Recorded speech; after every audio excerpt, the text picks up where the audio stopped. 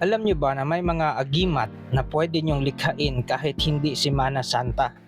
Basta ang mga sangkap nito ay galing sa kalikasan o di kaya naman ay mga buhay na salita. Ang mga agimat na ito ay pwede niyong magamit na pangdepensa sa mga masasamang espiritu na maaring manggambala sa inyo.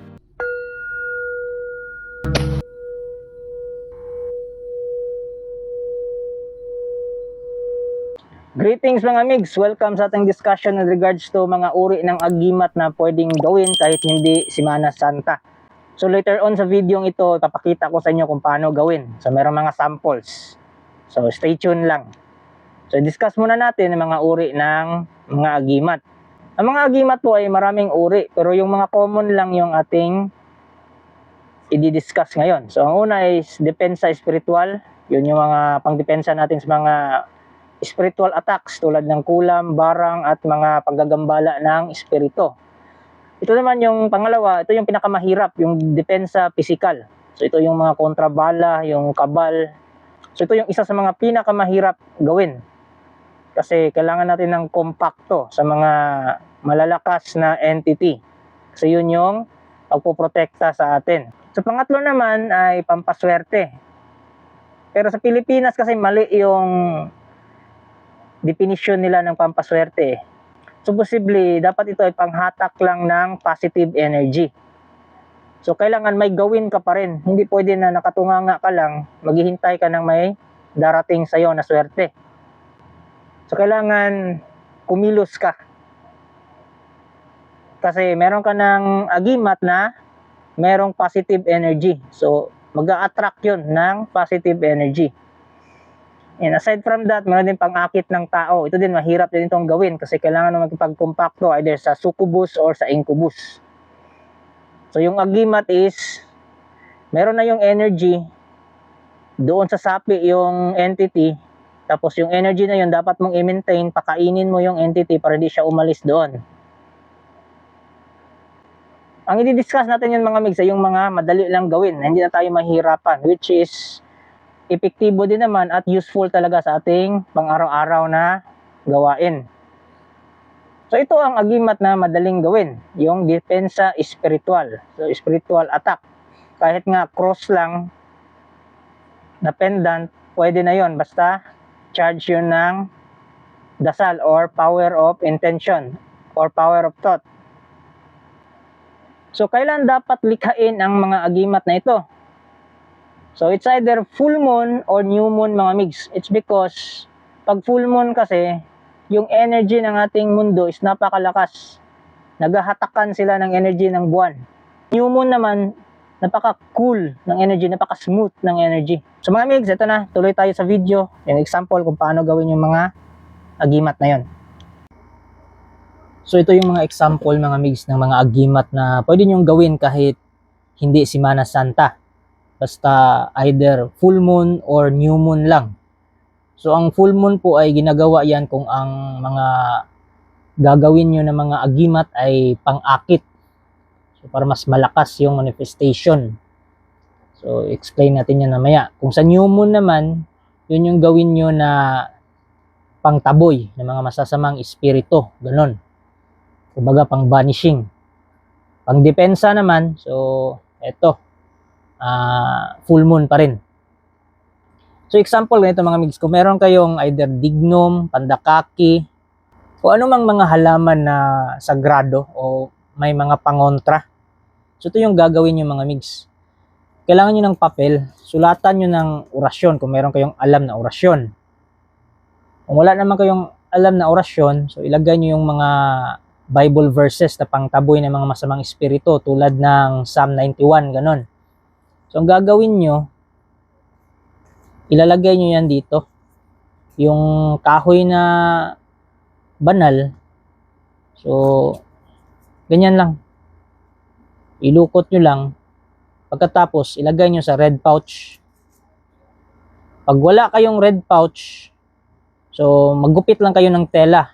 Kung lumang damit yung gugupitin nyo, dapat nalabhan nyo para wala yung old na energy. So, walang nakaraan na energy. So, labhan nyo muna. So, ganito lang yan. Isulat nyo dito yung orasyon na alam nyo. Kung wala kayong alam na orasyon, edi Bible verse, Psalm 91, Psalm 25, ganon. Pagkatapos nasulatan nyo na, so insensuhan nyo muna ito. Pagkatapos ma-insensuhan, yung dasal, babanggitin nyo. Tapos ibubulong nyo sa papel. Para yung energy nyo ma-imprint dito sa papel. Tapos mag-declare kayo. I-declare nyo kung para saan yun. Ito ay pangtaboy ng masasamang espiritu. Tapos ilukot nyo, papunta doon, palayo. Kumbaga patulak. Ayan. Pagkatapos, pwede nyo nang ilagay sa red pouch. Ayan. Lukot nyo pa rin pataboy, ganun, pa-forward. Ganyan lang mga migs. So ito naman migs is gagawa kayo ng sarili nyong talandro pero hindi yung mga orasyon na hindi nyo naiintindihan. So maglagay kayo ng mga Bible verse. So anything, any Bible verse na mag-resonate sa inyo for protection man yan o pangtawag ng tao. So most probably, pag Bible verses kasi pang protection talaga yan. So maglagay kayo ng simbolo na nag-resonate sa inyo. Kasi sa akin, mag-resonate sa akin yung cross eh. So, depende sa inyo kung ano yung mag-resonate sa inyo, kung anong symbol. Lagay nyo sa gitna. Pagkatapos, lagyan nyo ng, palibutan nyo ng mga Bible verses. Tapos, sa pinakababa is yung intention nyo, yung personal na prayer kung para saan yan. So, kung yan ay pang-depensa, ganun pa rin ang paglukot o pagtupi. Papunta doon. Yan. Patulak. Yan, 3 beses. Yan, patulak pa rin. So, ito na yung ilalagay nyo sa mga wallet ninyo.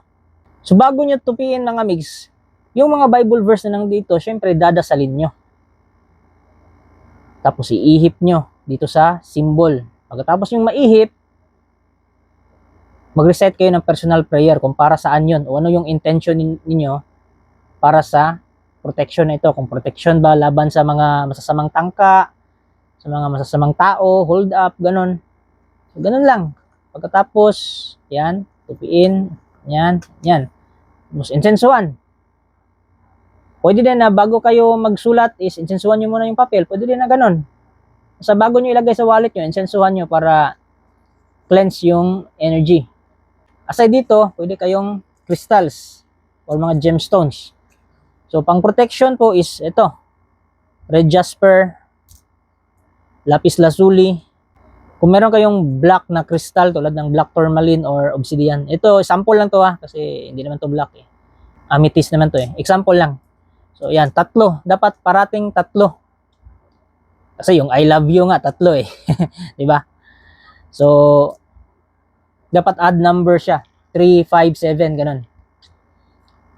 Itong kombinasyon na ito, kunwari lang ito, black obsidian or black tourmaline, tapos red jasper, lapis lazuli, for protection ito. Ilagay nyo sa red pouch. Kasi yung red pouch kasi is pangontra yan eh, yung kulay red. Yan.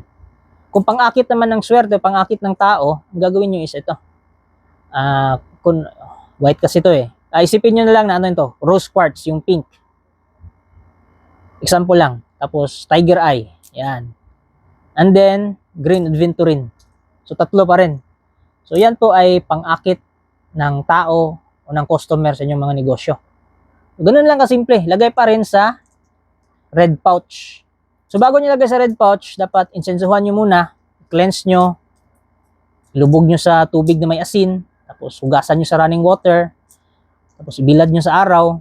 And pagkatapos, kung ito ay pang-attraction pang-attraction, pang-paswerte o pang-tawag ng tao, left na kamay yung gagamitin nyo. Tapos, i-recite nyo yung intention.